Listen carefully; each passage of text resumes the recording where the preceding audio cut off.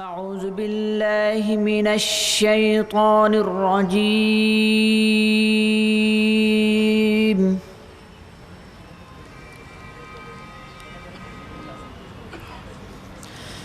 بسم الله الرحمن الرحيم.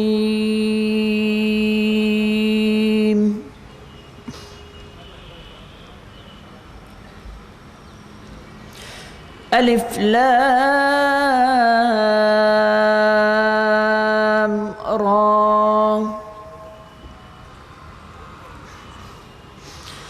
تلك آيات الكتاب المبين.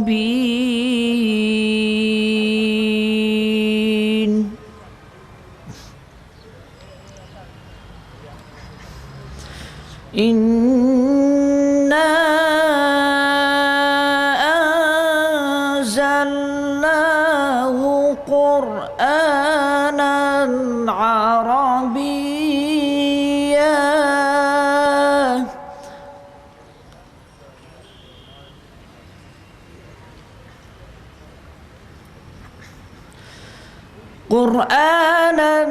عربيا لعلكم تعقلون.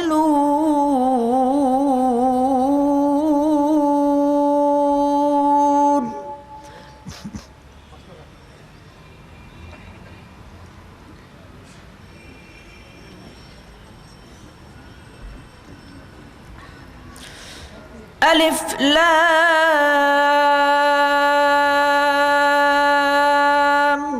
را تلك آيات الكتاب المبين.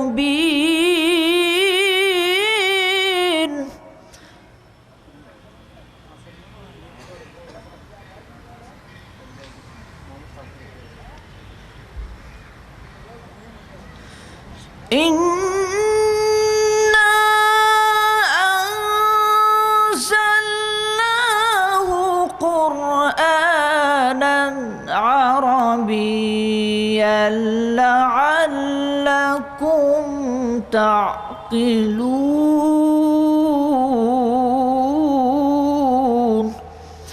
صدق الله العظيم. صل على رسولنا صل على محمد صل على حبيبنا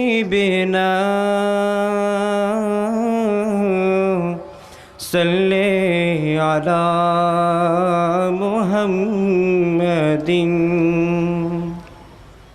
আজকে ওলামায়ে কেরামরা আমরা যেভাবে বিভিন্ন দলে বিভিন্ন গ্রুপে আজকে বিভক্ত হয়ে রয়েছি, যার ফলে আজ ইসলামের দুশমনরা শত্রুরা সুযোগ পেয়েছে। দুনিয়ার সকল ইসলাম বিরোধী শক্তিগুলো আজ এক প্ল্যাটফর্মে দাঁড়িয়ে গিয়েছে একটি উদ্দেশ্য নিয়ে, দুনিয়ার জমিন থেকে ইসলাম এবং মুসলিম জাতিসত্তাকে মুছে ফেলার জন্য। আমরা উলামায়ে কেরামরা যদি আজকে সচেতন হই, ঐক্যবদ্ধভাবে অন্যায় সত্য জুলুম তথা ইসলাম বিরোধী সকল শক্তির মোকাবিলায় ঐক্যবদ্ধ যদি আমরা হই, তাহলে কোনো দিন এদেশে ইসলাম বিরোধী কোনো শক্তি মাথাচাড়া দিয়ে উঠতে পারে না। আমরা আজকে আমাদের জানা উচিত, যারা আমরা আজকে মসজিদে আছি, ইমামতি করি, জুমাতে যারা আজকে আমরা খুতবা দিই, ইসলামের দাওয়াত পৌঁছাবার জন্য আমাদের কত সুযোগ। আজকে মনে করুন একটি ময়দানে কোনো একটি দলে একটি যদি সমাবেশ করতে হয়, সেই সমাবেশের আয়োজন মাইকিং করতে হয়, পোস্টারিং করতে হয়, লিফলেট বিলি করতে হয়, আরও কত রকম। একজন ইমামের জন্য আল্লাহর পক্ষ থেকে যে একটি মঞ্চ আল্লাহ তাআলা তৈরি করে দিয়েছেন, একটি জনসভায় একজন বক্তার বক্তব্য যদি কারো ভালো না লাগে, সেখান থেকে ফিরে চলে যাওয়ার একটা সুযোগ রয়েছে। কিন্তু ইমামদের জন্য, খতিবদের জন্য জুমার দিন ইমামগণ যখন মিম্বারে দাঁড়িয়ে কথা বলেন, মুসল্লিরা যারা আছেন, কোনো মুসল্লির যদি ইমাম সাহেবের কথা ভালো না লাগে, কানে আঙ্গুল দিয়ে থাকবার কোনো সুযোগ নেই, মসজিদ থেকে পালিয়ে যাওয়ার মতো কোনো সুযোগ নেই। আল্লাহর তরফ থেকে আমাদেরকে একটি মঞ্চ তৈরি করে দিয়েছে, মাইক সেখানে ফিট রয়েছে, লোকদের, মুসল্লিদের সমাগমও যথেষ্ট। এরপরও যদি আমরা হক কথা যদি মসজিদের মিম্বারে দাঁড়িয়ে বলতে না পারি, কিয়ামতের ময়দানে আসামির কাঠগড়ায় আমাদেরকে দাঁড়াতে হবে। আজকা এমন এক সময়ে বাংলাদেশের চট্টগ্রামের বুকে ওলামা মশায়েখদেরকে নিয়ে একটি বিশেষ সম্মেলনের আয়োজন করা হয়েছে। যখন গোটা বিশ্বে ইসলামের চেরাগ নিভিয়ে দেওয়ার জন্য, ইসলামের আলোকে নিভিয়ে দেওয়ার জন্য পুরা কুফরি শক্তি এবং ইসলাম বিরোধী শক্তি একত্রিতভাবে প্রাণান্তকর চেষ্টা করে যাচ্ছে, আজকে শুধুমাত্র উলামা মাশায়েখদের বিরুদ্ধে কথা বলা হচ্ছে না, গোটা মুসলিম উম্মাহকে সন্ত্রাসী হিসাবে চিহ্নিত করে তাদের বিরুদ্ধে যুদ্ধ ঘোষণা করা হয়েছে। একটার পর একটা ইসলামী দেশের বিরুদ্ধে এক একটি অভিযোগ তুলে তাদের বিরুদ্ধে যুদ্ধ চাপিয়ে দেওয়া হচ্ছে এবং শেষ পর্যন্ত দেখা যাচ্ছে যে অভিযোগে তাদের বিরুদ্ধে যুদ্ধ চাপিয়ে দেওয়া হচ্ছে সেই অভিযুক্তি মিথ্যা। তারপরেও যারা যুদ্ধ ঘোষণা করছে এবং এই দেশকে নিশ্চিহ্ন করছে তাদেরকে অপরাধী হিসেবে চিহ্নিত করার পরিবর্তে উল্টো যারা নিজেদের অস্তিত্ব রক্ষার জন্য বৈধ সংগ্রাম করছে তাদেরকেই সন্ত্রাসী এবং অপরাধীর কাঠগড়ায় দাঁড় করানো হচ্ছে।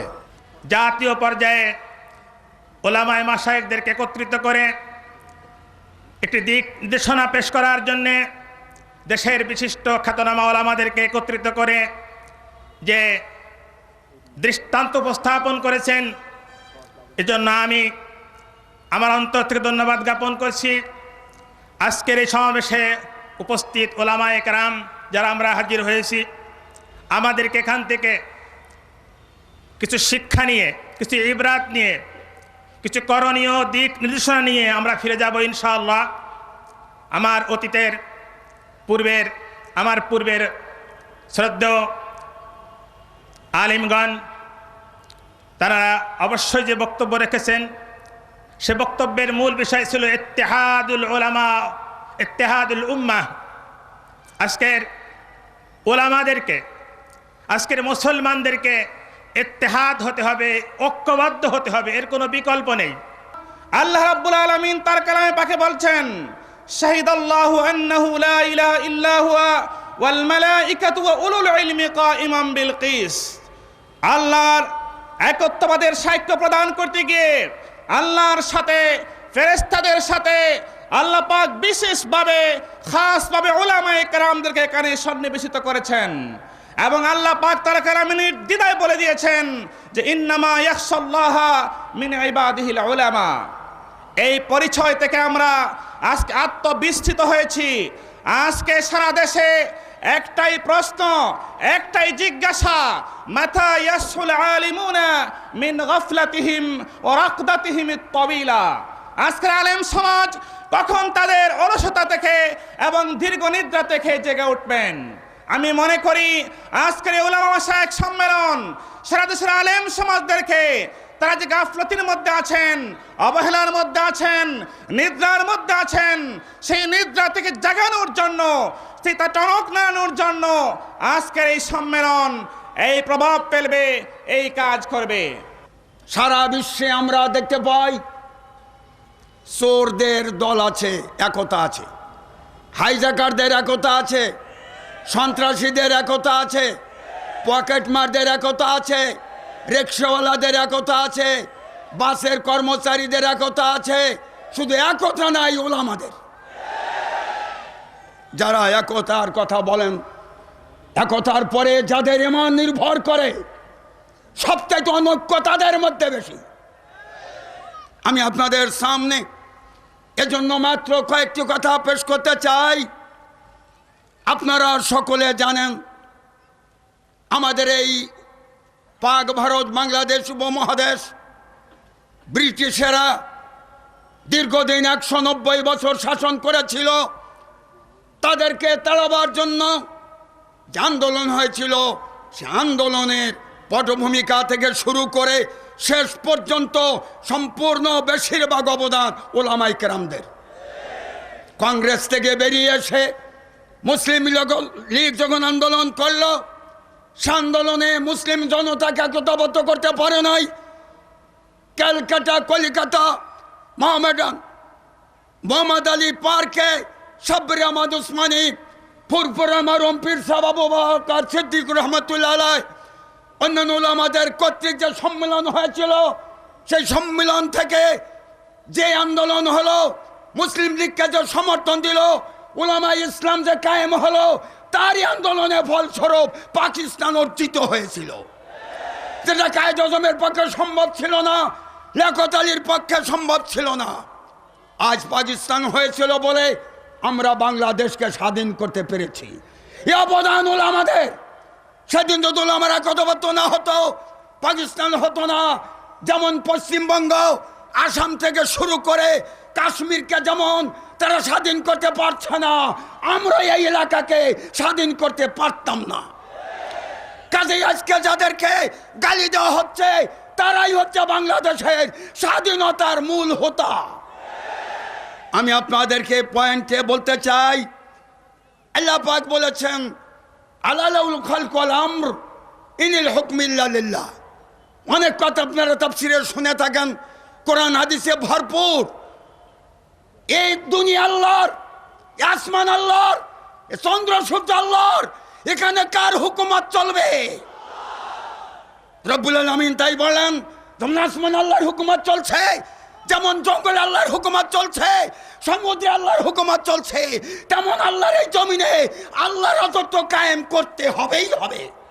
আমি আবেদন করব, আমাদের ভিতরে উলামাদের যে সব সংগঠন আছে, ইসলামের নামে যে সংগঠন আছে, সে সংগঠনগুলো যথাস্থানে থেকে কমন ইস্যুতে আমরা বাংলাদেশের উলামারা, যেমন জাতীয় শরিয়া কাউন্সিল, ইত্তেহাদুল উলামা, আরো অনেক সংগঠন আছে, সবাই আমরা, আমি সাইদি সাহেবকে সহ, পূর্ব পীর সাহেবকে সহ, এখানকার শাহাদুল পীর সাহেব সহ, শাহ শফি কুতুবউদ্দিন সাহেবকে সহ সমস্ত আমাদের আবেদন করব, সমস্ত দলমতকে ডেকে ঢাকার বুকে একত্রিত করে একতাবদ্ধ করতে হবে।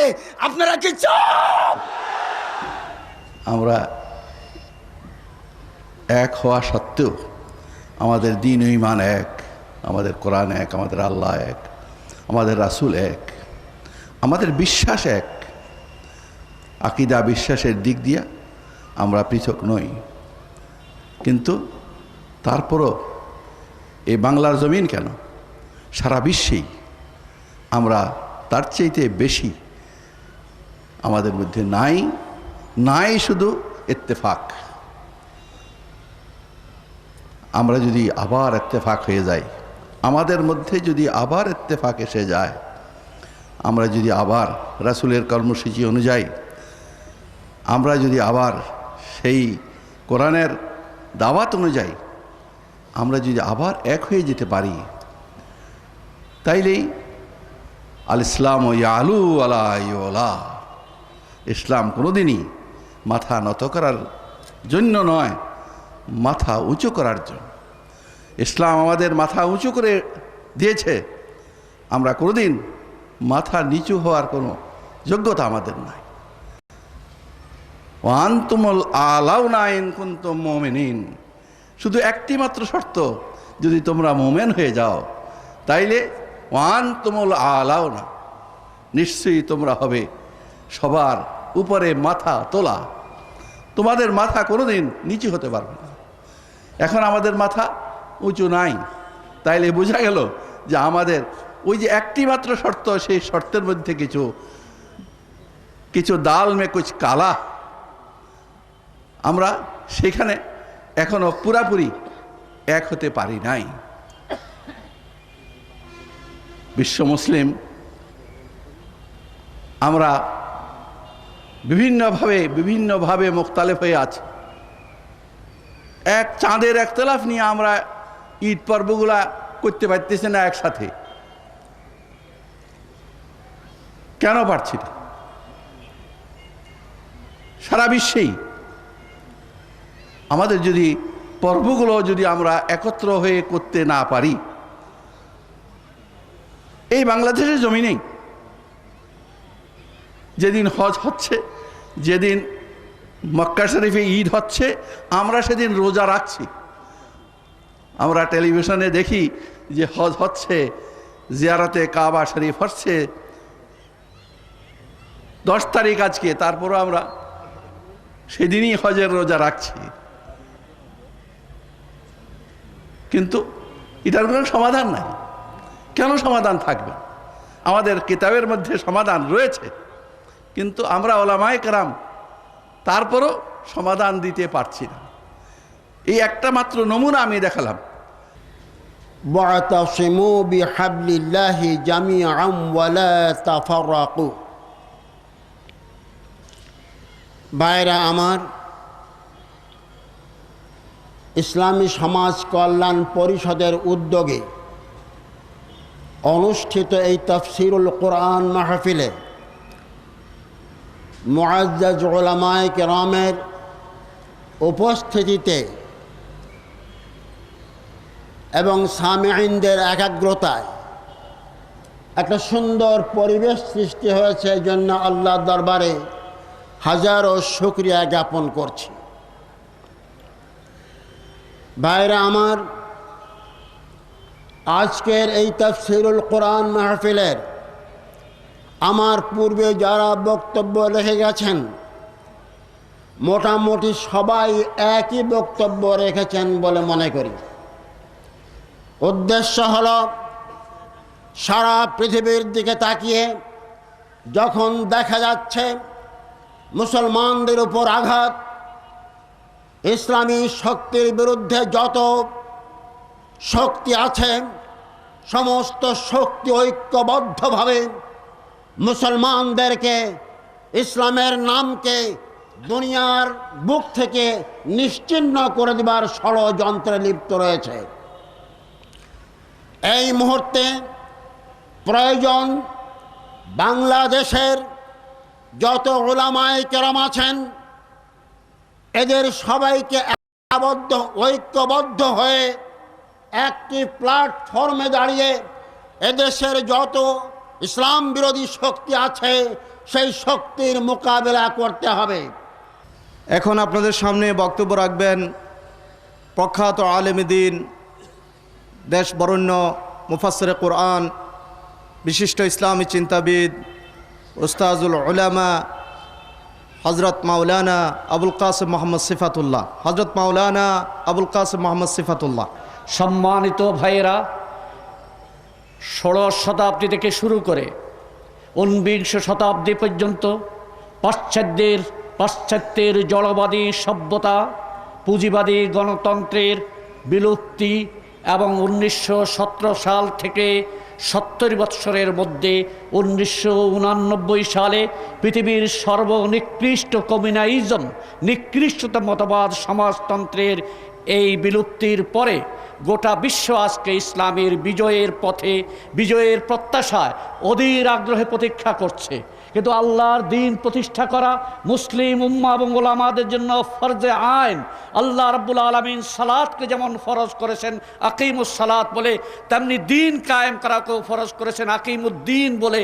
আল্লাহর কোরআনের শাসন কায়েম করাকে ফরজ করেছেন ও আকিমু হুদুদাল্লাহ বলে। আজকে গোটা মুসলিম বিশ্ব অমুসলমানরাও আল্লাহর দ্বীনের সেই পিপাসায়, সেই রুহানিয়াতের সেই তাকাজকে পূরণ করার জন্য, রুহের তৃপ্তির জন্য আজকে গোটা পৃথিবীর মানুষ, সুদী মণ্ডলী, চিন্তাশীলরাও প্রতীক্ষারত রয়েছে। কিন্তু আমি দৃঢ়তার সাথে বলবো, আল্লাহর দ্বীন প্রতিষ্ঠার পথে আল্লাহ রসুল যাদেরকে তার ওয়ারিস বলে উল্লেখ করেছেন, আল উলামা ওয়ারিসুল আম্বিয়া, আর এই ওয়ারিসদের দায়িত্ব সম্বন্ধে ইতিপূর্ব আলোচনা হয়েছে। আপনারা জানেন যে নবী করিম সাল্লাল্লাহু আলাইহি ওয়াসাল্লাম ছিলেন দাঈ ইলাল্লাহ, নবী করিম সাল্লাল্লাহু আলাইহি ওয়াসাল্লাম মুআল্লিম লিদ্দীনিল্লাহ, নবী করিম সাল্লাল্লাহু আলাইহি ওয়াসাল্লাম হাকিম বে আমরিল্লাহ। আল্লাহ রসুলকে আল্লাহ সুবহানাহু ওয়া তাআলা বলছেন শাহিদাও ওয়া বাশীরাও ওয়া নাযীরা ওয়া দাঈয়ান ইলাল্লাহি বিইজনিহি সিরাজাম মুনীরা। আল্লাহ তাআলা বলেছেন ওয়াইউআল্লিমুকুম, আল্লাহ রসুল তোমাদেরকে আল্লাহর দ্বীন শিখিয়েছেন।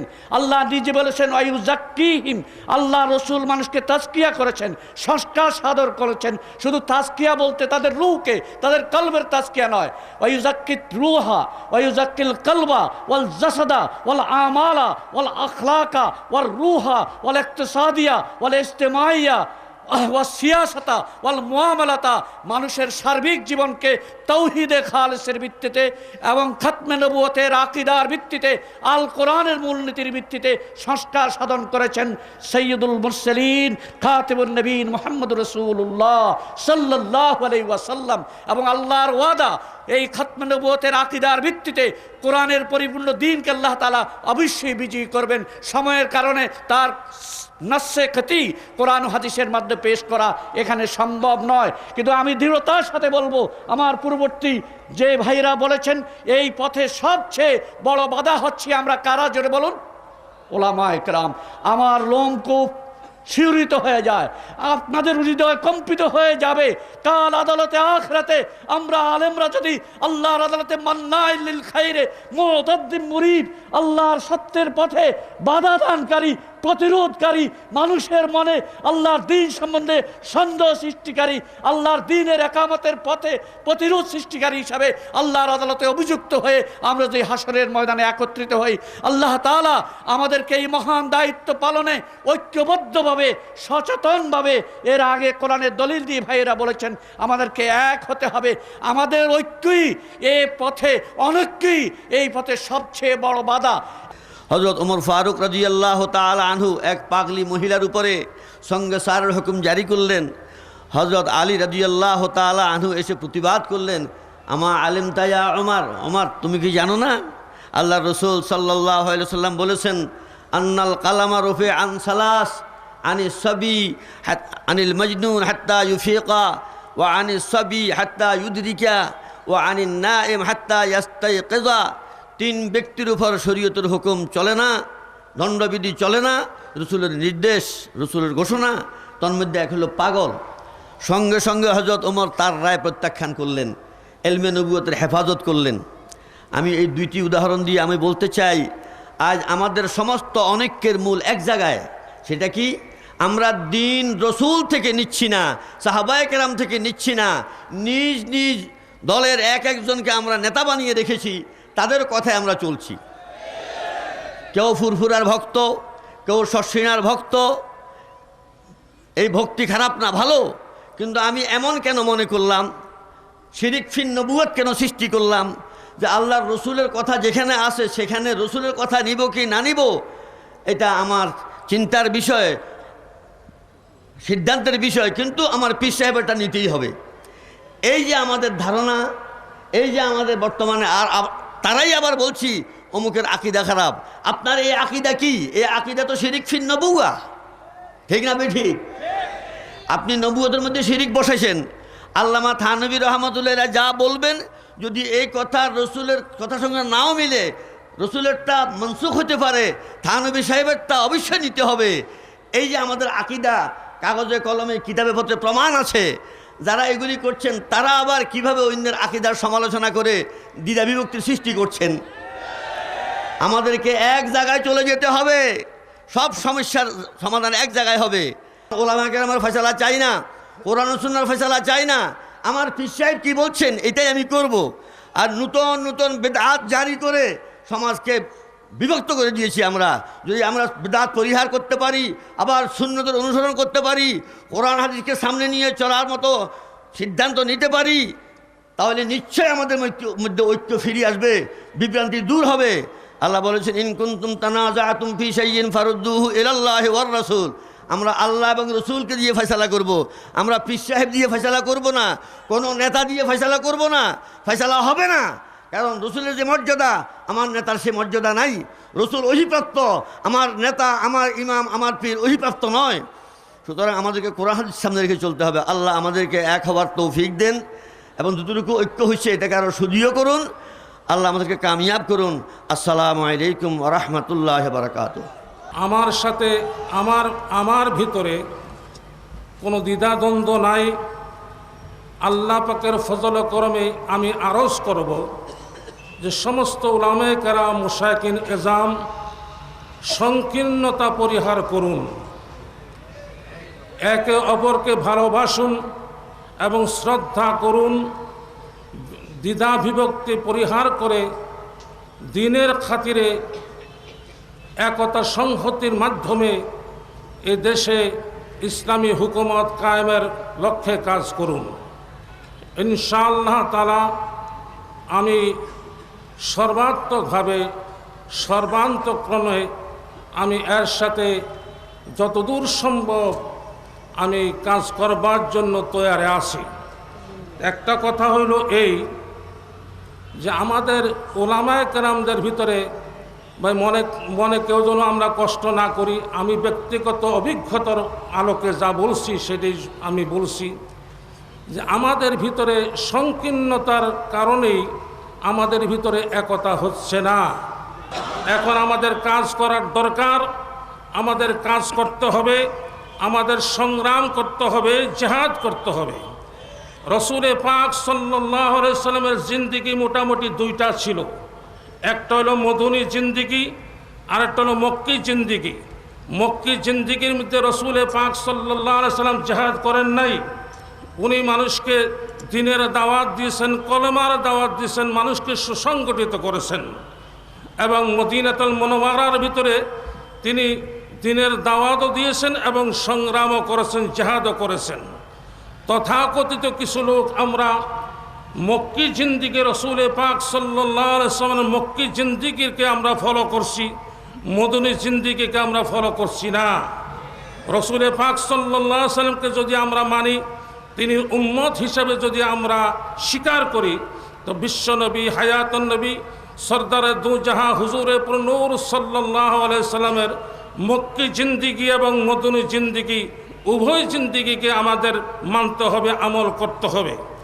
আজকের চট্টগ্রাম সমাজ কল্যাণ পরিষদ কর্তৃক আয়োজিত 25তম বার্ষিকী তাফসিরুল কোরআন মাহফিলের এই প্রতিষ্ঠান কর্তৃক আয়োজিত তাফসিরুল কোরআন মাহফিলের চতুর্থ দিবসে বিশেষভাবে ওলামাদের জন্য আয়োজিত মাহফিলের সম্মানিত সভাপতি বাইতুস শরফের পীর সাহেব হজরত মৌলানা শাহ কুতুবুদ্দিন সাহেব মদ্দুজুল্লুহুল আলী, আজকের এ মোতাবারক মাহফিলের রওনাক বখশ প্রধান অতিথি, উপমহাদেশের ইসলামী জাগরণের পুরোধা মুজাদ্দিদে জামান হজরত মৌলানা আবু বকর সিদ্দিকী আল কুরাইশি, তাঁর পুত্র হজরত মৌলানা আব্দুল হাই সিদ্দিকী রহমতুল্লাহ আলাইহের কলিজার টুকরা সন্তান, বর্তমান গদিনিসিন পীর হজরতুল আল্লাম আবুল আনসার মোহাম্মদ আব্দুল কাহার সিদ্দিকী দামাত বরকাতুহুমুল আলিয়া, হাজারাত উলামায়ে কেরাম, সম্মানিত সুধীমণ্ডলী, আসসালামু আলাইকুম ওয়া রাহমাতুল্লাহি তাআলা ওয়া বারাকাতুহু। খুব ভালো হতো যদি আমরা পরস্পরের পরিচয় জানতে পারতাম, কিন্তু জোহরের রক্ত কাছাকাছি, এত মানুষের পরিচয় জানতে গেলে মাগরিব হয়ে যাবে।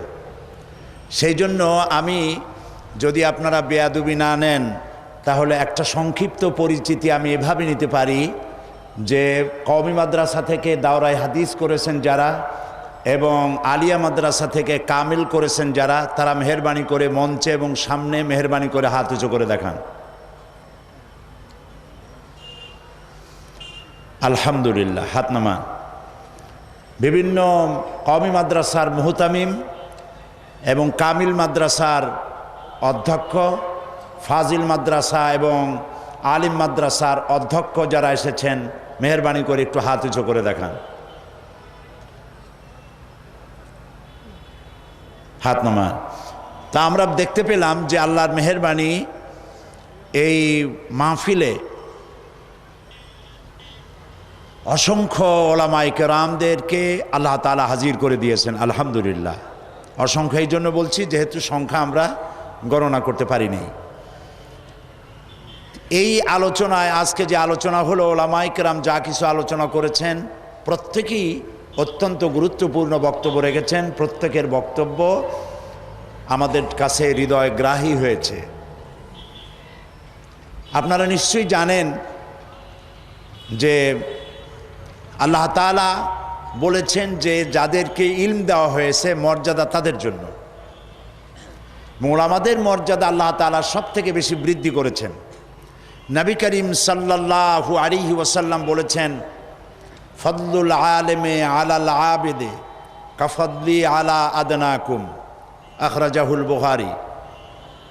নবী করিম সাল্লাল্লাহু আলাইহি ওয়াসাল্লাম বলেছেন, সাধারণ মানুষের ওপরে ওলামাদের মর্যাদা সেই রকম গোটা উম্মতের ওপরে আমি নবীর মর্যাদা যেরকম। নবী করিম সাল্লাল্লাহু আলাইহি ওয়াসাল্লাম আরও বলেছেন, আকাশের মধ্যে তারকাপুঞ্জের মধ্যে, আকাশে তারকাপুঞ্জের মধ্যে পূর্ণিমার চাঁদের যে মর্যাদা, উম্মতের ভেতরে আমার আলেমদের সেই মর্যাদা। যে আল্লাহ তাআলা আমাদেরকে, যারা আলিম, আমি নিজেকে কোনো বড় আলেম বা ছোট আলেম আমি নিজেকে মনে করি না, আমি নিজেকে তালিবে ইলম মনে করি। উহিব্বুস সালিহিনা ওয়া লাস্তু মিনহুম লাআল্লাহু ইয়ারযুকুনি সালাহা। আমি সালিহিনদের মধ্যে শামিল হতে পারি নাই, কিন্তু সালিহিনদেরকে ভালোবাসি, ওলামাদেরকে ভালোবাসি এবং আল্লাহর কাছে আশা করি কিয়ামতের জন্য সেই কাতারে এ অযোগ্য, এ নগণ্য বান্দাকে আল্লাহ যেন সালেহিনদের মধ্যে শামিল করেন। ওলামাদেরকে আল্লাহ রাব্বুল আলামিন অনেক মর্যাদা দিয়েছেন, সেই মর্যাদা তারা অনুধাবন করতে পারেন না, হীনমন্যতার কারণে, পারিপার্শ্বিকতার কারণে, ছোটোখাটো বিষয় নিয়ে ঝগড়াঝাটির কারণে। নইলে ইতিহাস সাক্ষী, সেই ব্রিটিশ খেদাও আন্দোলন থেকে শুরু করে 2001 সালের 1 অক্টোবরের নির্বাচন পর্যন্ত ওলামারা যেখানেই ঐক্যবদ্ধ হয়েছে সেখানেই বিজয় এসেছে। আমরা লক্ষ্য করে দেখেছি, আফগানিস্তান যুদ্ধ করল রাশিয়ার সাথে। এটি একটি অসম যুদ্ধ ছিল। আমার ভাষা, আমি তখন বলতাম যে যুদ্ধ হচ্ছে নবজাতক শিশুর সঙ্গে সিন্দাবাদের বিরাট দৈত্যের সাথে। ওদের মডার্ন অস্ত্রপাতি আর আফগান মুজাহিদদের কাছে হলো নূহ আলাইহিস সালামের জমানায় বন্যায় ভিজানো গাদা বন্দুক। এই দিয়ে তারা লড়লেন। সেই লড়াইয়ে দেখা গেল রাশিয়ার মতো বিশাল দৈত্য কুপকাত হয়ে গেল আর আল্লাহ তাআলা আফগান দেরকে জিতিয়ে দিলেন। কেন দিয়েছিলেন? কারণ যুদ্ধ যখন লাগলো তখন সবাই পালানো শুরু করলো। ওই দেশটা জঙ্গল আর পাহাড় দিয়ে ভরা, সব পাহাড়ে জঙ্গলে সব পালাতে শুরু করলো।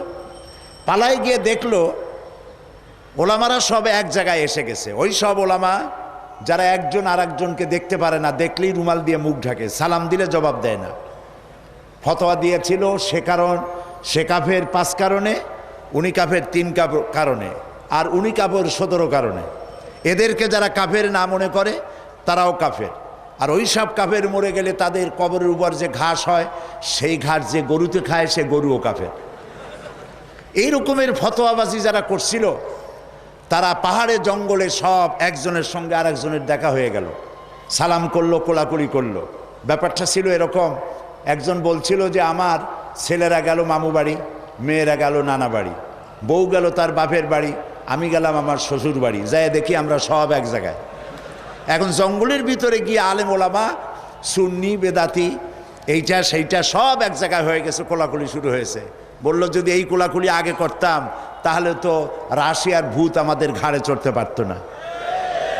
সুতরাং 9 বছর যুদ্ধ চললো। এই 9 বছরের অসম যুদ্ধে ওলামাদের ঐক্যের কারণেই আল্লাহ পাক আফগানের মুসলমানদেরকে ইসলামী রাষ্ট্র প্রতিষ্ঠার সুযোগ করে দিয়েছিলেন। আবার যে পতন ঘটলো তাও মুজাহিদ আলেমদের মধ্যে যখন তাফরিকার সৃষ্টি হলো, ইখতিলাফ তৈরি হলো, একে অপরকে সন্দেহ করলো, দেখতে পারলো না, ভালো লাগলো না, সালাম কালাম করলো না, আবার কপাল পুড়লো, আবার বুশ এসে এদের হুশ নষ্ট করে দিল। আফগান আবার চলে গেল আরেকজনের দখলে। ঠিক এমনি করে ইরানের মুসলমানেরা, তাদের সাথে আমাদের আকীদার অনেক বেশ কম আছে, কিন্তু তারা যখন ঐক্যবদ্ধ হলো, ইরানের ওলামারা, আয়াতুল্লাহরা যখন ঐক্যবদ্ধ হলেন, তখন আমেরিকার মতো বিরাট পরাশক্তিকে তারা পদানত করে ইসলামী রাষ্ট্র, তাদের ভাষায় তারা ইসলামী রাষ্ট্র প্রতিষ্ঠা করতে সক্ষম হয়েছে এবং আমেরিকাকে পদানত করেছে। এখানে আয়াতুল্লাহ খমিনির একটি কথা আমার মনে পড়ে, কি সাহস তার! ইমান আকীদা যাই থাকুক, আকীদার প্রশ্নে আমরা আপোস করব না, কিন্তু এই কথাটা তো বলতেই পারি। যখন আমেরিকা তাকে বলেছিল যে আমার দূতাবাস থেকে যে 56 জনকে গ্রেফতার করা হয়েছে আমেরিকান, এদেরকে ছেড়ে দাও, তা না হলে তোমার খাদ্য রসদ আমেরিকা থেকে যত সাহায্য যায় সব বন্ধ করে দেওয়া হবে। আয়াতুল্লাহ খমেনি জবাব দিয়েছিলেন আমেরিকান প্রেসিডেন্টকে, তুমি কারে খাবারের ভয় দেখাও? যেই জাতির বছরে 1 মাস না খাইয়া থাকা ফরজ, সেই জাতি তোমার খাবারের অপেক্ষা করবে? তোমার মতো কাফেরদের খাবারের কোনো পরোয়া আমরা করি না। মুসলমানেরা যখন ঐক্যবদ্ধ হয়েছিলেন, আল্লাহ তাদেরকে বিজয় দান করেছিলেন সেখানে।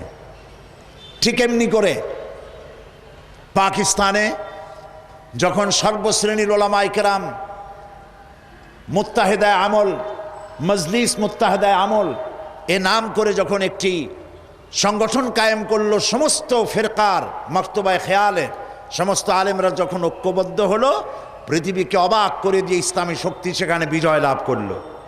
ঠিক অনুরূপভাবে বাংলাদেশ বিগত সরকার এইখানে অত্যাচার করেছে আলেমদের উপরে, এবং সবচাইতে বেশি দুশ্মনী করেছে তারা আলেমদের সাথে। আলেমরা ছিল তাদের জীবনের দুশ্মন। যে কবি তার কবিতার মধ্যে লিখেছে, ফজরের নামাজ যখন, ফজরের আজান যখন শুনি, মনে হয় যেন বেশ্যা তার খরিদ্দার ডাকতেছে। নওজুবিল্লাহ।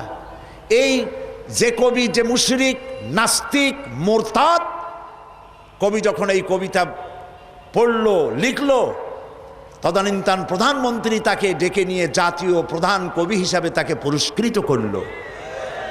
আর যে লোকটি হাদিস পড়ালো, 50 বছর ধরে হাদিসের ছাত্র বানালো দেশ জুড়ে, সেই শাইখুল হাদিসকে গ্রেফতার করে চোর আর ডাকাতদের মধ্যে রেখে দিল। বিনা কারণে 252টি মাদ্রাসা তারা বন্ধ করে দিল। এগুলি কি বানায় বললাম? এই মঞ্চে বসে আমি বলেছিলাম তাদের আমলে, নিশ্চয়ই আপনাদের মনে থাকার কথা, গারাঙ্গিয়া মাদ্রাসারে ভুয়া মাদ্রাসা বানাইছিল তারা। আমি বলেছিলাম গারাঙ্গিয়া মাদ্রাসা যদি ভুয়া হয় তাহলে তুমি সরকার, তুমিও ভুয়া সরকার। 252 মাদ্রাসা বন্ধ করে দিল।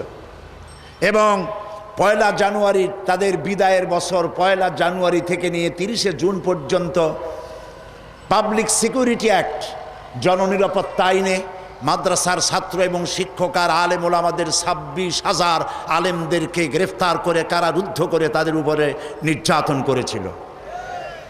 আলেম হলো তাদের দুশ্মন, আলেমদের নাম সহ্য করতে পারে না।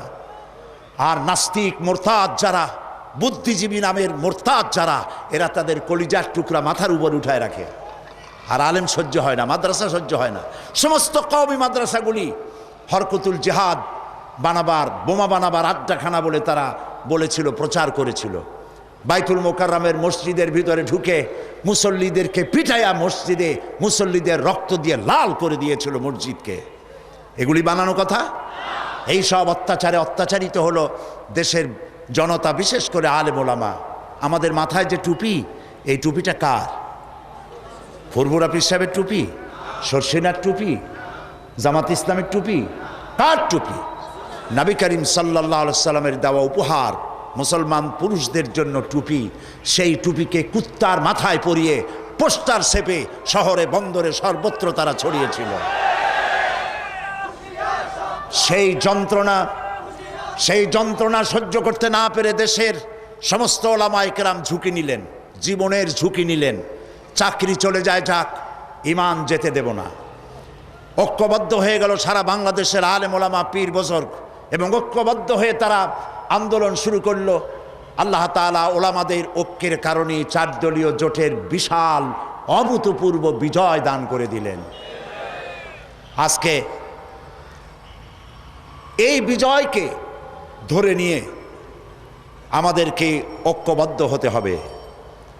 ঐক্যবদ্ধ হওয়ার কথা এখানে অনেক এসেছে, কিন্তু কিভাবে ঐক্যবদ্ধ হব সেই কথা আমাদের অনেকের কাছে জানা নাই। কিভাবে ঐক্যবদ্ধ হব?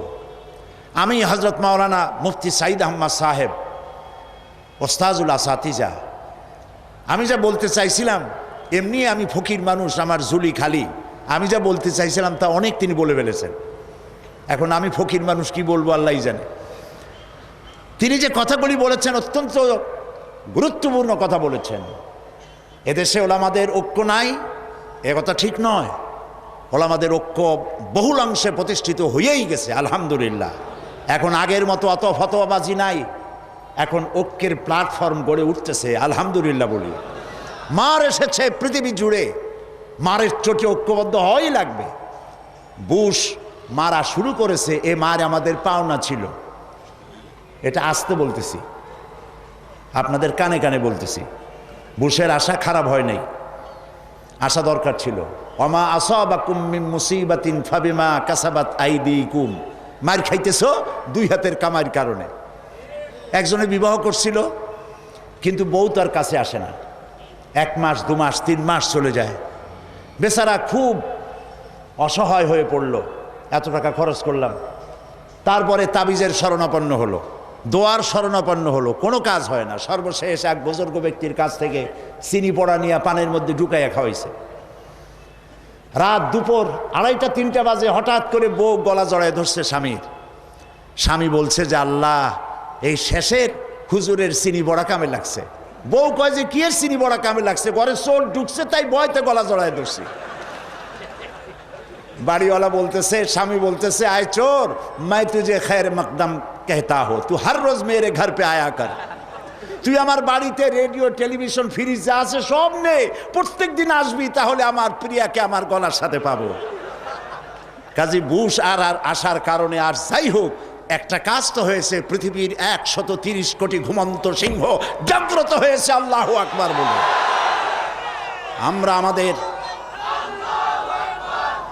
আমরা আমাদের শত্রুকে চিনেছি। শত্রু চিনতে পারেন নাই? আমরা আমাদের শত্রুকে চিনেছি। ঐক্যবদ্ধ হতে হবে আজ। ঐক্যবদ্ধ হতে পারলেই আমরা আল্লাহ তাআলার সাহায্য পাবো। আর সাহায্য এখন এই জন্য পাই না যেহেতু হক কথা বলি না। হযরত মাওলানা মুফতি সাঈদ আহমদ সাহেব, আল্লাহ তাকে হায়াতে তাইয়্যিবা সেহাতে কুল্লিয়া দিন, শিরক এবং বেদাতের বিরুদ্ধে এক বজ্র কঠিন কণ্ঠস্বর আল্লাহ তাকে দান করেছেন কোরআন হাদিস দিয়ে বোঝাবার। দেশে আজ তাওহীদের বিরুদ্ধে কাজ চলছে, শিরকের ছড়াছড়ি চলছে। আমরা কথা বলছি না চাকরির ভয়, যে কথা তিনি বলেছেন, ইমামতি চলে যাবে, ওয়াজের দাওয়াত হবে না, নইলে কেন কথা বলতে পারি না? মাইজ ভান্ডারী, সুরেশ্বরী, চন্দ্রপাড়া যা হয় সব শিরক এবং বিদআতে ভরা। আজ বলা হচ্ছে দিন দুনিয়ার মালিক বাবা ভান্ডারী, নাউযুবিল্লাহি মিন যালিক। এই কথা যারা বলে আর যারা এই কথা বিশ্বাস করে 100% সলিড মুশরিক। শিরকের মধ্যে ডুবে গিয়েছে গোটা জাতি। আপনারা কেন কথা বলছেন না? মসজিদে কথা বলুন, চাকরি চলে যাক। ময়দানে কথা বলুন, চাকরি চলে যাক। রাসূলুল্লাহ যেখানে দান্দার মোবারক শহীদ অবস্থায় উঠবে আল্লাহর দরবারে, যেখানে রাসূলের কলিজার টুকরা মা ফাতেমার নয়নের মণি ইমাম হোসেন সমস্ত শরীরের মধ্যে অসংখ্য তীরের দাগ নিয়ে আল্লাহর দরবারে উঠবেন, হযরতে হামজা কলিজা ফাটা অবস্থায় আল্লাহর দরবারে উঠবেন, সাহাবায়ে কেরাম রক্তাক্ত দাগ নিয়ে আল্লাহর দরবারে উঠবে, তখন নাদুস নুদুস চেহারা নিয়ে আল্লাহ রসুলের সামনে কিভাবে দাঁড়াবেন? প্রয়োজন হলে জেলে যান, প্রয়োজন হলে মার খান, এই মাজারের বিরুদ্ধে কথা বলুন, এই সব ভণ্ড অলিদের বিরুদ্ধে কথা বলুন। বাইরের দেশ থেকে সাজাইয়া মূর্খ এক লোককে এনে নাহনুমায় শরিয়াত বানানো হয়েছে এই দেশে। লেখা জানে না, পড়া জানে না, ইলম নাই, কালাম নাই, তার নিজের দেশের কেউ তাকে চেনে না। মানুষদেরকে ধোঁকা দেওয়ার সুযোগ আর নাই। থামেন, সোজা দেওয়া, ধোঁকা দেওয়া বন্ধ করে দিতে হবে। আজ পীর পূজা, মাজার পূজায় গোটা দেশ শিরকের মধ্যে মুবতালা হয়ে যাচ্ছে। কথা বলতে হবে, জীবনকে বাজি রাখুন, কথা বলুন। আল্লাহর ওলিরা আসছিলেন, যে জিনিস যত ভালো তার নকল বেরোয় তত তাড়াতাড়ি। পীর মুরিদি খারাপ জিনিস ছিল না। হযরত খাজা মঈনুদ্দিন চিশতি রহমতুল্লাহ আলাইহ একদিকে পীর মুরিদি করেছেন, আর একদিকে পৃথ্বীরাজের বিরুদ্ধে তিনি লড়াই করেছেন, এবং সেই যুদ্ধ করে গোয়ালিয়ার, পান্ডুয়া এবং আজমিরে মুসলিম রাজত্বের সূত্রপাত করেছেন, যা মোহাম্মদ ঘোরির মতো বাদশার পক্ষেও সম্ভব হয় নাই। মুজাদ্দাদিয়া তরিকার পীর হযরত মুজাদ্দিদ আল ফিসানি রহমতুল্লাহ আলাইহে সম্রাট আকবর এবং জাহাঙ্গীরের বিরুদ্ধে লড়াই করে তিনি কারাবরণ করেছেন। শাহজালাল রহমতুল্লাহ আলাই গৌর গোবিন্দের বিরুদ্ধে লড়াই করেছেন। হযরতে খান জাহান আলী রহমতুল্লাহ আলাইহে লড়াই করেছেন। এখনও ফিলখানা আছে বাগেরহাটে, বলা হয় পিলখানা, আসলে নাম হলো ফিলখানা। হাতির যুদ্ধ হয়েছিল সেখানে। তারা শুধু হাত পাতা এরকম নেন নাই, এরকম করে মানুষকে দিয়েছেন। তারা বিরাট বিরাট পুকুর খনন করেছেন, মানুষের পানির ব্যবস্থা করেছেন, সুপ্রিয় পানির ব্যবস্থা করেছেন, মসজিদ গড়েছেন। যারা আজকে বিভিন্ন জায়গায় ওরসের দাবি করেন, হিন্দু মুসলমান পাইকারি দরে গিয়ে গাঁজা খায়, মদ খায় এবং মাজারে গিয়ে সেজদা দেয়, নাউযুবিল্লাহ, নাউযুবিল্লাহ। মাজারে কি চান? মুসলমানদের সাথে মাজারের কিসের সম্পর্ক? মুসলমানদের সম্পর্ক হবে মসজিদের সাথে। আর আল্লাহর ওলিদেরকে আমরা সম্মান করি। ওলি হচ্ছেন তারা যারা নাকি কথা বলতে গিয়ে জেল খাটেন, জরিমানা দেন, শুধু পকেট ভর্তি করে টাকা নেন না, কথা বলতে গিয়ে জেল জরিমার মুখোমুখি হন, ফাঁসির মঞ্চে গিয়ে দাঁড়ান, তারাই হচ্ছেন সত্যিকারের ওলিউল্লাহ। আর যারা পয়সা করি কামাই করেন, হক কথা বলেন না, হক কথা গোপন রাখেন, শুধু কদম বসিয়ার মানুষের টাকা নিয়ে তৃপ্ত হন, তারা ওলিউল্লাহ নয়, আদুবুল্লাহ। গোটা জাতিকে কথা আজ বলতে হবে। আমাকে লোকেরা বলে, মাঝে মধ্যে বলে যে উনি পীরের বিরুদ্ধে কথা বলে। না, আমি ওই সব ব্যবসায়ী পীরের বিরুদ্ধে কথা বলি যারা মানুষের ইমানকে হরণ করে। আমি ফুরফুরা সরসিনার বিরুদ্ধে কখনো কথা বলিনি, যেহেতু তারা শিরক এবং বেদাতের বিরুদ্ধে। এই পীর সাহেব আমার পাশে বসে আছেন, ওনার দাদা, ওনার বাবা আমার বাপ চাচার পীর। আমার চাচা ফুরফুরার হজরত মুজাদ্দিদে জামান হজরত আবু বকর সিদ্দিকী রহমতুল্লাহ আলাইহির খলিফা ছিলেন। আমার আব্বা এবং আমার চাচার বহুত মুরিদ আছে আমাদের এলাকায়। উনি নিজে পত্রিকায় দিয়েছেন আমার নামে কেবলা ব্যবহার করা যাবে না। কেবলা তো একটাই, সেটা কাবা শরীফ। আল্লাহু কোনো পীরের শিখানো আল্লাহু আল্লাহু জিকির করার চাইতে রাসূলুল্লাহর শিখানো সুবহানাল্লাহ, আলহামদুলিল্লাহ, আল্লাহু আকবার এই জিকির বেশি করে করা উচিত। সুতরাং আমি পীর বিরোধী নই। যারা হক্কানি আমি তাদের পক্ষে, আর যারা ব্যবসা করেন আমি তাদের বিপক্ষে। সুতরাং আপনাদেরকে শিরক এবং বেদাতের বিরুদ্ধে কথা বলতে হবে। গেরা শরীফ এটা কি? ইয়া আব্দুল কাদের জিলানী সাইয়ান লিল্লাহ, নাউযুবিল্লাহ মিন যালিক, এই সমস্ত পড়া হচ্ছে। হযরত আব্দুল কাদের জিলানী রহমতুল্লাহ আলাইহির নামে দরুদ বানানো হয়েছে। এই মঞ্চে আমি বলেছিলাম, আজকে যদি বড় পীর সাহেব কুতুবে রব্বানি মাহবুবে সুবহানি শেখ মহিউদ্দিন আব্দুল কাদের জিলানী রহমতুল্লাহ আলাইহি বেঁচে থাকতেন এই গিয়ারা শরীফ যারা করে জুতা দিয়া মুখের উপরে তিনি পিটাতেন। সুতরাং বেদাতকে ছেড়ে দিতে হবে, বেদাতের বিরুদ্ধে বজ্রকণ্ঠ হয়ে জীবন দিয়ে কথা বলতে হবে। তাওহীদের পক্ষে কথা বলুন, শিরকের বিরুদ্ধে আর বেদাতের বিরুদ্ধে কথা বলুন। সেই সাথে আমি 5টি কথা বলতে চাই যা আপনারা করবেন। আপনারা জানেন, জানা কথাগুলি স্মরণ করিয়ে দিই। তাওহীদ প্রতিষ্ঠার পক্ষে কথা বলুন, শিরকের বিরুদ্ধে বেদাতের বিরুদ্ধে কথা বলুন এবং নারীর অধিকারের কথা বলুন। কারণ আজকে বলা হয় ইসলাম নারীকে পর্দার মধ্যে ঢুকাইয়া তাদেরকে অধিকার থেকে বঞ্চিত করেছে। না, পৃথিবীতে ইসলাম নারীকে যে অধিকার দিয়েছে এই অধিকার পৃথিবীতে কেউ দিতে পারে নাই। পাশ্চাত্য নারীকে পুরুষ বানাইয়া নারীর অধিকার দিয়েছে, আর ইসলাম নারীকে নারীর মর্যাদায় রেখে পুরুষের সমান অধিকার দিয়েছে। আমি সে কথা আগামীকাল রাত্রে বলবো এখানে ইনশাআল্লাহ। সুতরাং নারীর অধিকারের কথা বলুন, অমুসলিম নাগরিকদের অধিকারের কথা বলুন। ইসলাম যে অমুসলিম নাগরিকদের ব্যাপারে কথা বলেছে, সাম্প্রদায়িক সম্প্রীতির কথা বলেছে, সে কথাগুলিও আপনারা বলুন। এবং নিজের জ্ঞানকে, এইসব কথা বলার জন্য নিজের জ্ঞানকে শানিত করতে হবে, নিজের জ্ঞানকে সমৃদ্ধ করতে হবে। কিতাবুত তাওহীদ পড়ুন, আকীদাতুত তাহাবিয়া পড়ুন। নিজে আকীদা কেমন হওয়া উচিত, রাসূলের প্রতি, সাহাবায়ে কিরামদের প্রতি এবং আল্লাহর ওয়াহদানিয়তের প্রতি, তার জাতের প্রতি আকীদা কেমন হওয়া উচিত, এসব কিতাবপত্র, হাদিস, কোরআন বেশি করে পড়ে মানুষের কাছে এই কথাগুলি আমরা যত বেশি বলতে পারবো ততই আমাদের জন্য কল্যাণ হবে।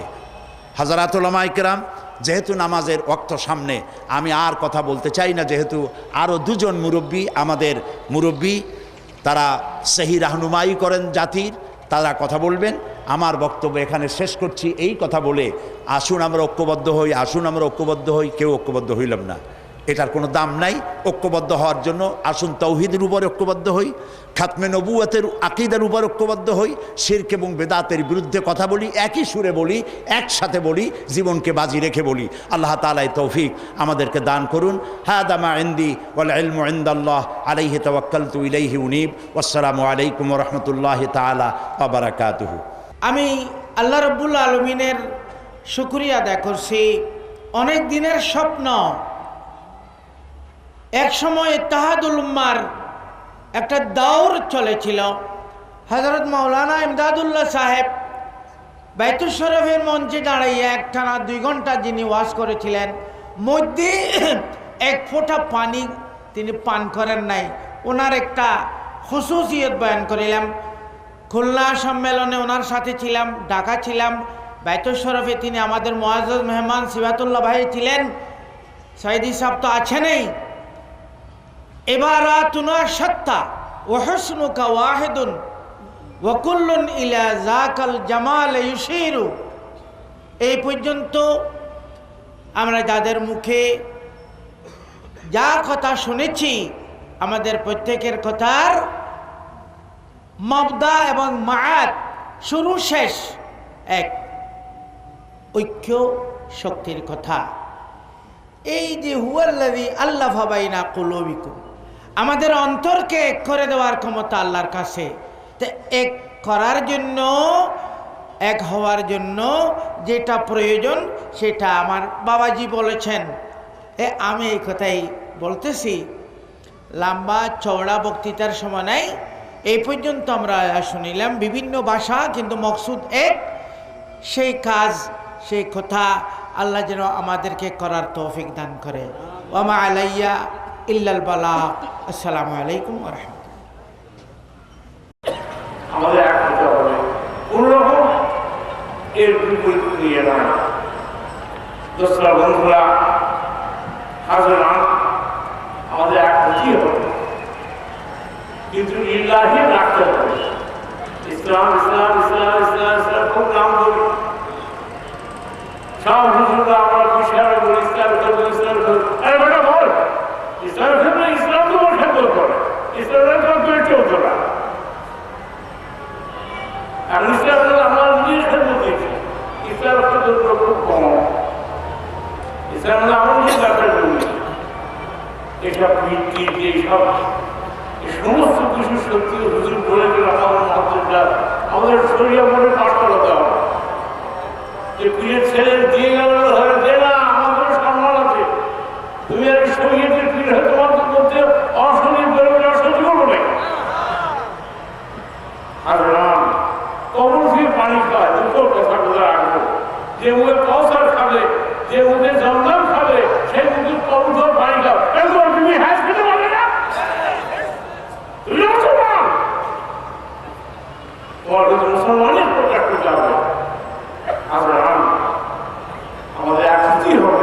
উপায় নয়। আর এক খবর দেখা হচ্ছে বাংলাদেশ পৃথিবীতে এত অ্যাক্সিডেন্টের মুসলমান খুব কম আছে। এই জায়গায় যদি আমরা ফেল হয়ে আর কোনো জায়গায় আমরা পারবো না, আমাদের এক হতেই পারবো। কি অসুবিধা আছে বলুন? বড় শখ করে মরুপুরে পাকিস্তান দিয়েছিল ইসলাম দেশ কায়েম হবে, এই পাকিস্তানকে যারা পাকিস্তান করল ভেঙে গেল। তারা স্বার্থের জন্য পাকিস্তান করেছিল। পাকিস্তান কি দিয়েছে আমাদের? এখনো দিয়েছে। আর কি দিয়েছে? ক্রিকেট খেলা দিয়েছে। আমরা বাংলাদেশ করেছি, আমরা এ দেশে ইসলামী স্থান কায়েম করবো, সেখানে ভোলা সেখানে ভোলা, এবং এই দেশে হবে হবে ইনশাআল্লাহ। এবং আমরা যে সমস্ত নেতা পাচ্ছি বড় ওলামায়ে কেরামদের, যারা এক মুখ দেখতো না, 3 সাইডে সমালোচনায় ব্যস্ত, সমালোচনা হবেই। কেন? তিনি যেখানে যে এত লোক হয়, আমি কি সামনে লোক হয় না, তা আমি তো সমালোচনা করবই কাজে কাজে। এখন যখন সব বললে চোর এসেছে, এখন সত্যি আমার এক করতে হবে। যাই হোক, আমি আর বাড়াতে চাচ্ছি না। হাসবেন আপনারা যে পথে থাকবেন, আমি সেই পথে থাকবো। আপনারা আসল স্বার্থের জন্য হয়, আল্লাহর জন্য কাজ করুন। আর যত কৃষ্ণ আমাদের পরিবার আছে, তাদের জন্য একটু বুঝতে পেরেছে, তাদের আল্লাহ সিদ্দিকের পরিবার হয়, তোমার এই কথা হতে পারে? তুমি আবু বকর সিদ্দিকের মধ্যে জানো না? ইমান সরকার রাস্তায় নেই। তিনি তার কিতাব লিখছেন, যত কিতাব পত্র লেখা হয়েছে, বলে বাবা আমি আবু বকর সব কিতাব দেখা সম্ভবপর নয়, এটা কোরআন হাদিসের ভিত্তি না হবে, সেটা আমার মত না। তিনি যে বলে যাচ্ছেন আমার মত না। অর্থাৎ তার শরীর যদি দেখা যায় যে রসুল হাদিস নাদের গায়ক গায়ক কেমন করে হয়, কেমন করে হয়? কথা এখন আপনারা বেছে নেন। যদি আমিও পড়েন, আমাকে তবা পড়েন, আর না হলে যেসব পরিবার তবা করেন, তাহলে আমরা কিন্তু আন্দোলন করব। এবং যেসব খ্রিস্টানদের দ্বারা একতা হচ্ছে না, আমরা পাবলিক তাদের জানাজা বর্জন করবো, তাদের বিয়ে শাদী করতে দেবো না, তাদের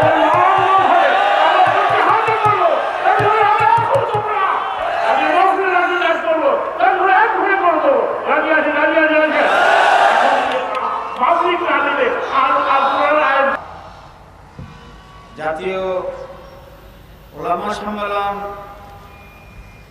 এই সম্মেলনের সম্মানিত সভাপতি বজ্রসংঘের পীর সাহেব কেবলা জনাব মাওলানা কুতুবউদ্দিন সাহেব মাদ্দাজুল আলী, আজকের আমাদের এই প্রধান মেহমান ফুরফুরা পীর সাহেব কেবলা মাদ্দাজুল আলী, উপস্থিত ওলামায়ে কেরাম, আমার ভাইরা, আসসালামু আলাইকুম ওয়া রাহমাতুল্লাহ। নামাজের আজান হয়ে গেছে, নামাজের সময় হয়ে গেছে, এজন্য আমি ভূমিকা না দিয়ে আপনাদের কাছে একটা দুটা কথা বলব। সম্মানিত ভাইয়েরা, গোটা বাংলাদেশ থেকে হযরত উলামায়ে কেরাম, যাদের ছাত্র হওয়ার যোগ্যতা আমার নাই, আপনারা কষ্ট করে এসেছেন, পীর সাহেব কেবলা কষ্ট করে এসেছেন, শাহতলির পীর সাহেব হুজুর কষ্ট করে এসেছেন, ঢাকা আলিয়ার প্রিন্সিপাল সাহেব এবং অন্যান্য হযরত উলামায়ে কেরাম কষ্ট করে তশরিফ এনেছেন। আমি খেদমত করার যোগ্যতা রাখি না, আমি শুধু ক্ষমা চাচ্ছি। আপনাদেরকে কষ্ট দিয়েছি, কিন্তু কোনো খেদমত আপনাদের করতে পারিনি, পারবো না। আমাদের চট্টগ্রামের এক ডিসি একদিন বলছিলেন, তখন আমার 8.5 লাখ টাকা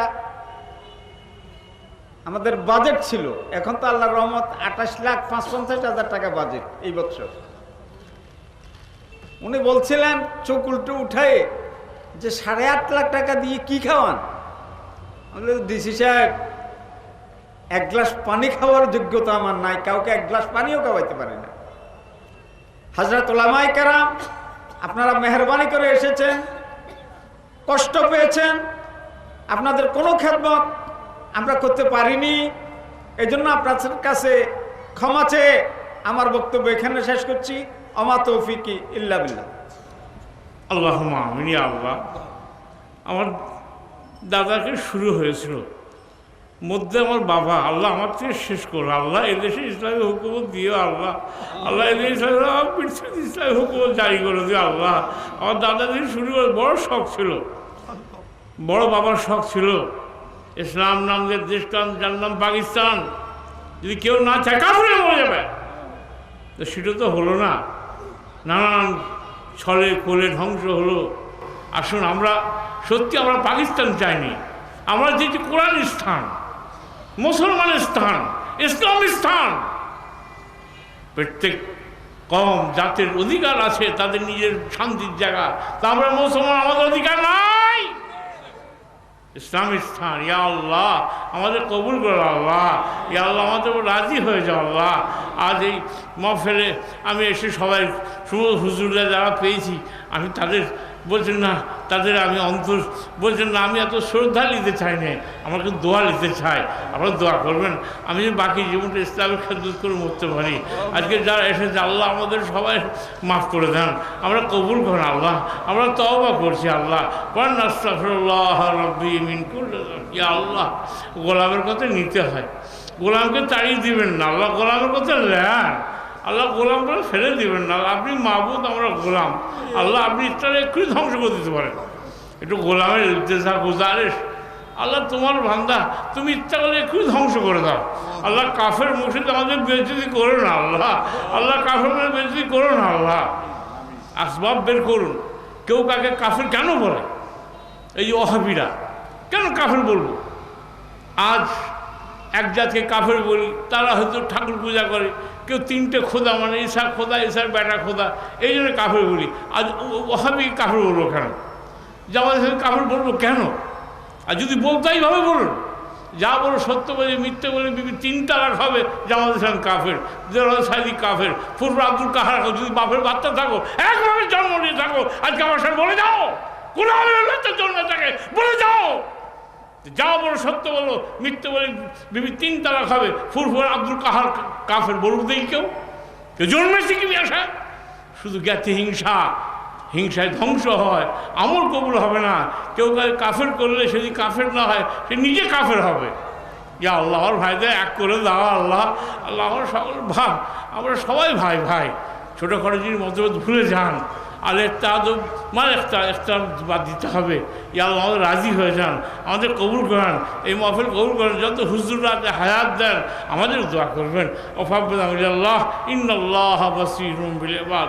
সালামুন আলাল মুরসালিন আলহামদুলিল্লাহ। আল্লাহুম্মা আমিন আমিন। আল্লাহুম্মা আমিন। দরুদ পড়েন আল্লাহুম্মা সাল্লি আলা মুহাম্মাদিন কামা সাল্লাইতা আলা ইব্রাহিমা ওয়া আলা আলি ইব্রাহিম ইন্নাকা হামিদুম মাজিদ। আল্লাহুম্মা আমিন। সূরা ফাতিহা আলহামদুলিল্লাহ আমিন। ইয়া আল্লাহ বলেন, যেটা আল্লাহকে বলেন ছেলে বলো আল্লাহুম্মা আমিন। ইয়া আল্লাহ বলো আল্লাহুম্মা আমিন। ইয়া আল্লাহ সূরা ফাতিহা কবুল করেন, বলো আল্লাহুম্মা আমিন আমিন। লা ইলাহা ইল্লাল্লাহ। আসসালামু আলাইকুম ওয়া রাহমাতুল্লাহ।